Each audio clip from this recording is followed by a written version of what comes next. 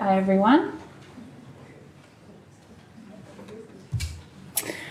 I'm going to briefly talk about an example of how Breast Cancer Network Australia provides quality evidence-based information on the topic of exercise and breast cancer survivorship, but also aims to extend access to supportive initiatives that are practical and accessible to help put this knowledge into use. We all know the positive effects regular exercise can have for people with the challenges that come during breast cancer treatment, during recovery and into survivorship. Our members tell us that the transition into the survivorship phase is a pivotal one. Women are no longer seeing their specialists as often, the system is perceived as dropping away, and family and friends expect things will go back to normal. It's a time in their journey where women can benefit from strategies that help empower them to be proactive and take steps to self-manage and improve their survivorship outcomes.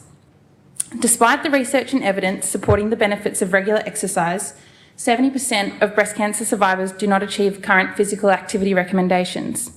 So what can we do to try and shift this?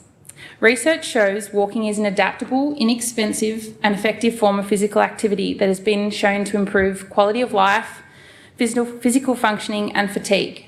Walking is an activity that has few barriers to participation and is not restricted to specific facilities, age or previous activity levels, and thus sustainable and cost-effective. With the aim of increasing physical activity levels of breast cancer survivors, BCNA developed the Walking Challenge, a 4-week online team-based challenge. Teams of 4 were encouraged to increase their daily step count with the aim of each team collectively walking the virtual distance of El Camino. Teams progressed along a virtual track by inputting their daily fruit and vegetable intake, step count and physical activity. Evaluation involved 4 cross-sectional surveys. The program's effect on improving physical activity levels and confidence in maintaining levels of activity were determined through qualitative and quantitative data comparison.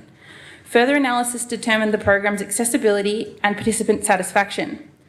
Over the course of the challenge, participants collectively walked over 45,000 kilometres. The program saw a 27% increase in the number of participants meeting physical activity guidelines and a 76% increase in the participants' average weekly physical activity minutes. The majority of participants were confident they could continue to improve their physical activity at the completion of the challenge. The program offered improved access for individuals who face barriers such as living in rural and remote locations, financial constraints, and those over the age of 50. The program also saw unintended benefits, including connection and networking between participants. Although not a requirement of the challenge, many teams chose to meet up and go for physical walks together. This here is Joe and Judith, who had never met before the program. Neither Joe nor Judith had a team, but wanted to be part of the challenge. So BCNA connected Judith, Joe and 2 other women together. They now meet for weekly beach walks and find support and motivation in each other that they didn't have before this program. These findings show that an online walking program is an effective and accessible delivery method for improving physical activity levels in breast cancer survivors. More long-term and rigorous studies need to be done to measure online walking programs' impact on participants' long-term behaviour change and improved cancer survivorship outcomes.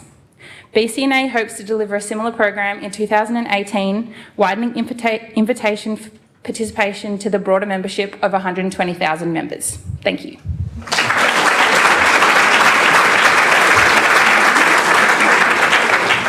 Thanks, Fiona. Any questions for Fiona? I think what really I think I brought from this that 50% of the people were from regional locations. How were you guys able to generate that group of people? Was it difficult to find enough people? No, that was just the people that came forward. We didn't particularly go out to more rural or remote people. It just happened to be that those people were the interested. I think because it was an online program and they didn't have to meet physically, that was attractive to them. Can I also ask the 76% increase in physical activity? Is that, do you know how many minutes that was a week?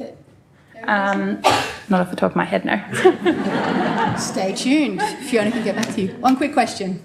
What kind of following up with them did you do with the teams? Was there some kind of interaction between you all and... Yeah, so as part of the platform that we use with Diabetes WA, there's sort of like an online chat that people can do there. We also direct them to our online network, which is an online community that they continued to interact with each other there. They could share their personal details if they wanted to, but they didn't have to.